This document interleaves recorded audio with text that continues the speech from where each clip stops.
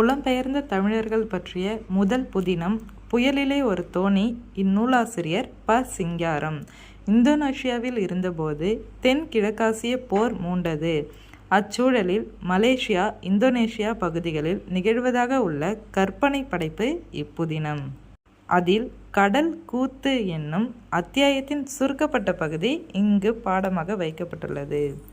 ப. சிங்காரம் சிவகங்கை மாவட்டம் சிங்கனம்புணரியைச் சேர்ந்தவர்.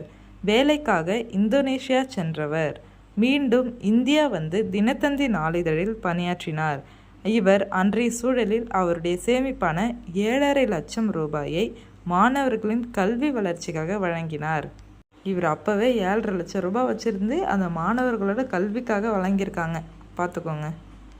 இப்போல்லாம் 1 கோடி இருந்தாலும் யாருக்கும் கொடுக்க மனசு வர மாட்டேங்குது. தமிழர் பண்பாட்டில் வாழை இலைக்கு தனித்த இடம் உண்டு.